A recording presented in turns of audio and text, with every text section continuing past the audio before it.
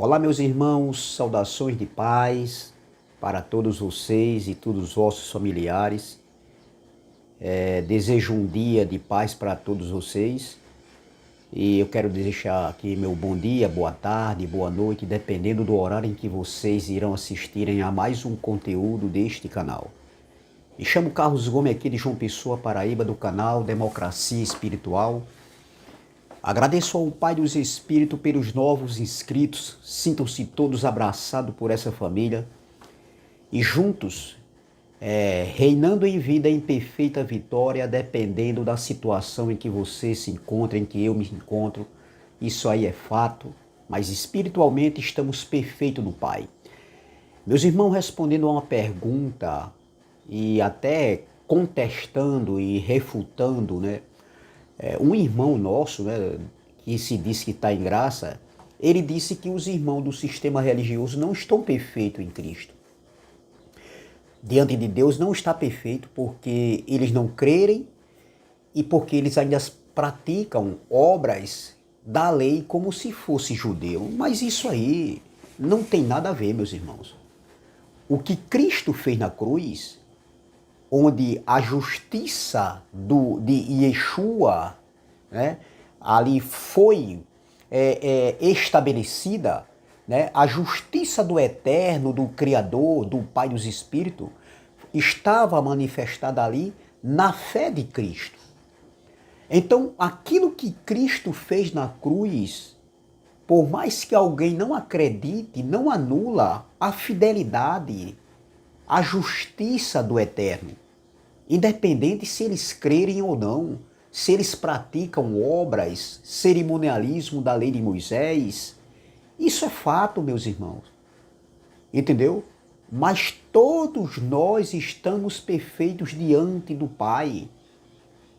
Hoje não tem mais judeu nem gentios, hoje é uma família espiritual. Então nós também já nascemos perfeitos na plenitude da comunhão. Entendeu? Nós já nascemos perfeitos diante do Pai. Nós nunca estivemos separados do Pai, nunca. Quem estava separado do Pai eram eles que viveram antes da cruz. Nós já nascemos já com o Pai em nós, o Pai está em nós.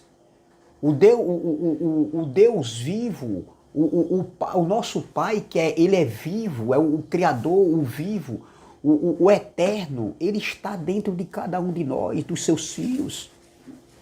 Então, os nossos irmãos do sistema religioso também estão perfeitos, porque mesmo depois da cruz, num contexto do apóstolo Paulo naquele tempo ali, depois do ato da cruz, do sacrifício no madeiro, ou da cruz, como você quiser falar, muitos também não creram, mas não anulava a fidelidade do Eterno, entendeu? Então, o tema dessa mensagem é: diante do Pai, os irmãos do sistema religioso estão perfeitos. Sim, veja o que Paulo escreveu aos Colossenses ali, depois da cruz.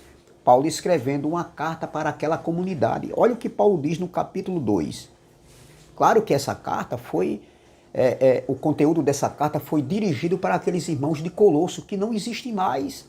Eles não estão mais aqui na terra. Eles já passaram, já tiveram a sua passagem aqui na terra.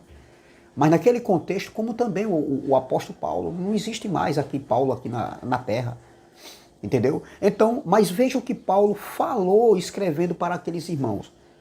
Olha o que ele diz no versículo 10. Colossenses capítulo 2, versículo 10. Também nele quem? Em Cristo, em Yeshua, em Yahusha, como você quiser falar. Também nele estais perfeitos. Olha o que Paulo estava falando ali para aqueles irmãos há 20 séculos atrás. Paulo escreveu aqui no século I, nós estamos no século XXI. Então 20 séculos se passaram. Ó, também nele estais perfeitos. Ele é o cabeça de todo principado e potestade. Aqui não tem nada a ver com ser espiritual, principado e potestade, não tem nada a ver não. Aqui está falando de pessoas, de homens, principado e potestade. A gente sabe disso aqui muito bem. De autoridades naquele tempo ali. Paulo estava falando sobre isso. Mas isso aqui é outra mensagem. Aqui o que eu quero trazer aqui, abordar, entendeu? É sobre a perfeição. Nós estamos perfeitos, sim, mas também os nossos irmãos do sistema religioso, eles estão perfeitos. O problema é que eles não vivem a perfeição. Eles não crêem, entendeu? É uma condição de eu crer e viver no descanso, que tudo que o Filho do Deus vivo fez está perfeito. Ali foi a justiça de Deus se manifestando pela fé de Cristo. Então, meus irmãos, observem que essa passagem aqui, Paulo escrevendo para aqueles irmãos, naquele contexto, Paulo estava querendo que eles entendessem que o que Cristo havia feito na cruz ali trouxe a perfeição para eles também. No nosso caso já é diferente, nós já nascemos com essa perfeição. Eles não, eles que viveram antes da cruz, ainda estavam que imperfeitos, eles estavam separados, entendeu? Eles estavam em dívidas, eles eram devedores, mas Cristo pagou essa dívida. Nós nunca fomos devedores diante do Pai. Nós nunca fomos pecadores diante do Pai. Nós nunca estivemos separados diante do Pai. Ali era para aquelas pessoas que viveram aquele contexto, outro contexto. Nós nascemos em outro contexto. Nós nascemos dentro da perfeição. Nós nascemos já perfeitos. O que nós temos que fazer hoje é ter temor, é ter caráter, é andar, meus irmãos, como filhos, fazendo bem, entendeu? Não querendo nada de ninguém, não passando a perna em ninguém, porque o crescer na graça e no conhecimento nos ensina isso, nos ensina a não praticarmos o mal, entendeu? Então eu não posso dizer que eu estou crescendo na graça e no conhecimento, né? Uma palavra que Pedro dirigiu para aqueles irmãos que estavam afastados de Jerusalém, entendeu? Então, eu não posso dizer que eu estou crescendo na graça e no conhecimento e fazendo todo tipo de maldade e querendo, não, eu estou perfeito, eu vou fazer porque o Espírito está perfeito. Não, isso não existe, meu irmão. Isso não existe, entendeu?